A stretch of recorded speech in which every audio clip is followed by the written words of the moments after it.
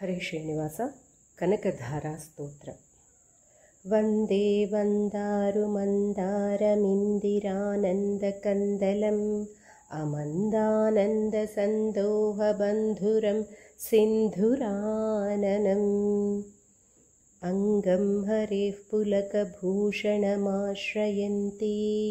भृङ्गाङ्गनेव मुकुलाभरणं तमालम् अङ्गीकृताखिलविभूतिरपाङ्गलीला माङ्गल्यदास्तु मम मङ्गलदेवतायाः मुग्धा मुहुर्विदधति वदने मुरारेः प्रेमत्रपाप्रणिहितानि गतागतानि मालादृशोर्मधुकरीव महोत्पलेया सा मे श्रियं दिशतु सागरसम्भवायाः विश्वामरेन्द्रपदविभ्रमदानदक्षमानन्दहेतुरधिकं मुरविद्विषोऽपि ईशन्निषीदतु मयि क्षणमीक्षणार्थम् इन्दीवरोदरसहोदरमिन्दिरायाः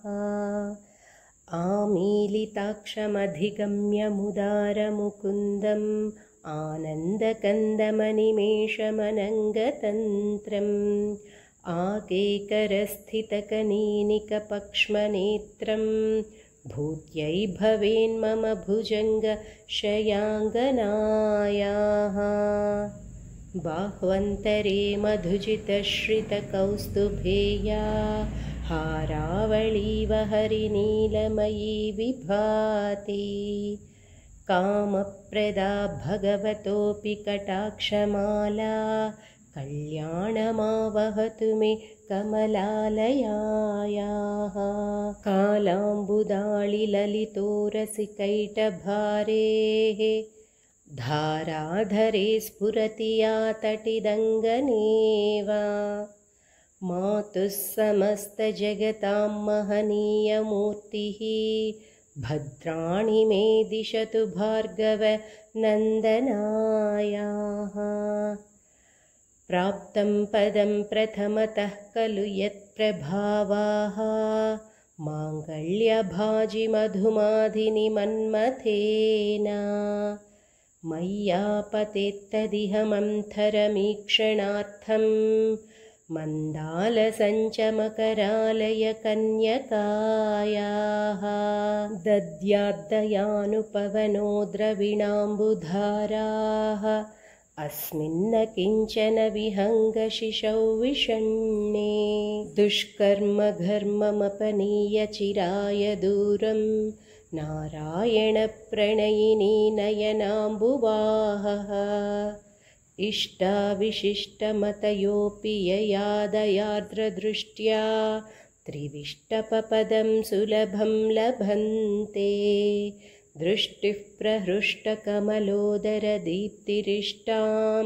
पुष्टिं कृषीष्ट मम पुष्करविष्टरायाः गीर्देवतेति गरुडध्वजसुन्दरीति शाकम्भरीति शशिशेखरवल्लभेति सृष्टिस्थितिप्रलयकेलिषु संस्थितायै तस्यै नमस्त्रिभुवनैकगुरोस्तरुण्यै श्रुत्यै नमोऽस्तु शुभकर्मफलप्रसूत्यै रत्यै नमोऽस्तु रमणीयगुणार्णवायै शक्त्यै नमोऽस्तु शतपत्रनिकेतनायै पुष्ट्यै नमोऽस्तु पुरुषोत्तमवल्लभायै नमोऽस्तु नाळीकनिभाननायै नमोऽस्तु दुग्धोदधिजन्मभूम्यै नमोऽस्तु सोमामृतसोदरायै नमोऽस्तु नारायणवल्लभायै नमोऽस्तु हेमाम्बुजपीठिकायै नमोऽस्तु भूमण्डलनायिकायै नमोऽस्तु देवादिदयापरायै नमोऽस्तु शार्गायुधवल्लभायै नमोऽस्तु देव्यै भृगुनन्दनायै नमोऽस्तु विष्णोरुरसिस्थितायै नमोऽस्तु लक्ष्म्यै कमलालयायै नमोऽस्तु दामोदरवल्लभायै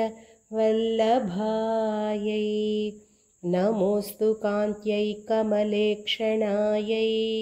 नमोऽस्तु भूत्यै भुवनप्रसूत्यै नमोऽस्तु देवादिभिरर्चितायै नमोऽस्तु नन्दात्मजवल्लभायै सम्पत्कराणि सकलेन्द्रियनन्दनानि साम्राज्यदानविभवानि सरोरुहाक्षी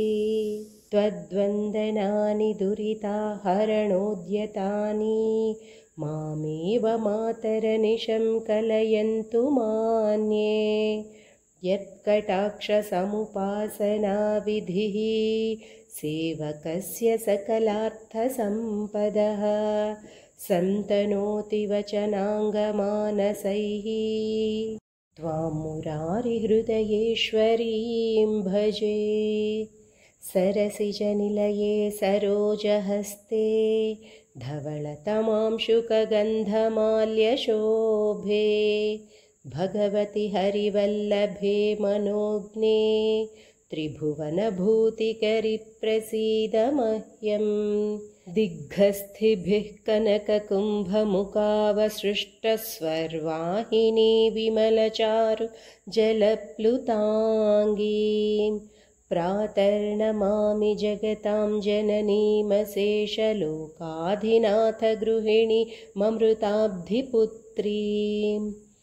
कमले कमलाक्षवल्लभे त्वं करुणापूरतरङ्गितैरपाङ्गैः अवलोकय मामकिञ्चनानां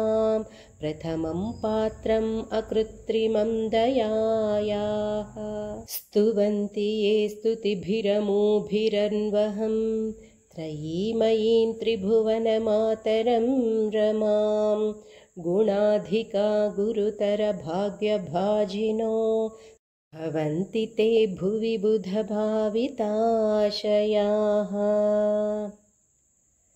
इति श्रीमत्परमहंसपरिव्राजकाचार्यस्य